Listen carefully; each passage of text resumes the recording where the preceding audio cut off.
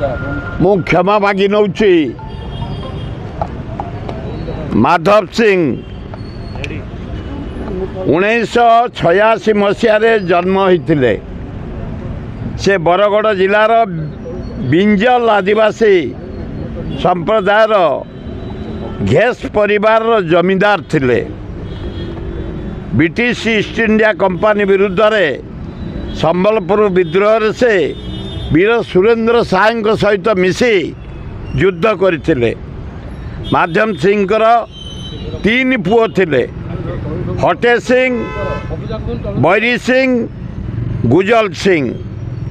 1858 मसीह माधव सिंह सेना तांको बड़ पुओ हटे सिंह रायपुर सिंगड़ा घाटी उपरे इंग्रेज सहित युद्ध करी जीति थिले। पुणी 1858 मसीहा शेष इंग्रेज सहित युद्ध हला।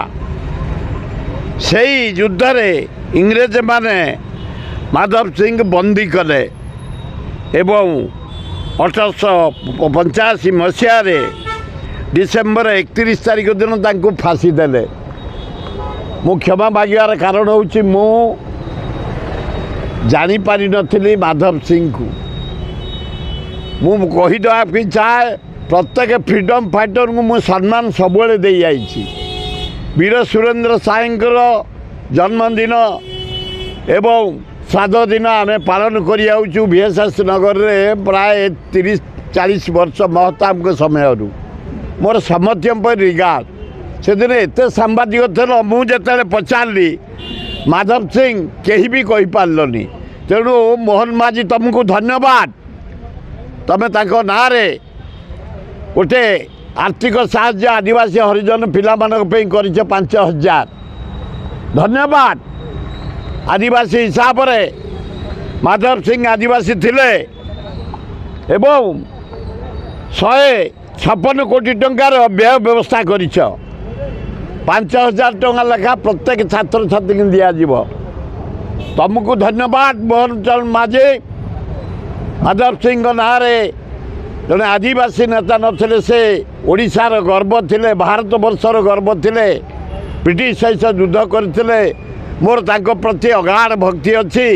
किंतु से दिन जिते बड़े मु पचारि कहीं कही पार्लेनी।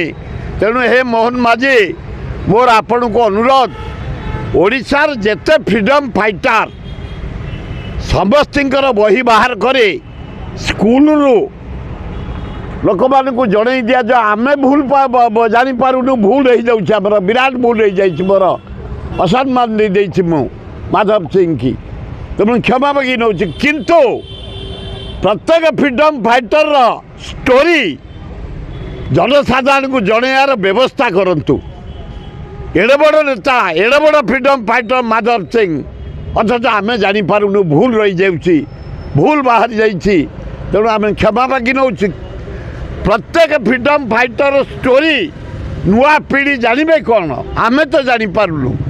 से विषय कौन इतिहास लोकलोचन को आसिया दरकार। सरकार PR डिपार्टमेंट ताको प्रिंट करी स्कूल कॉलेज जनसाधारण गाँ क्लब महिला समिति पाठागार रे जदि पहुँचेबे ए भूल आउ केबे हब नाही।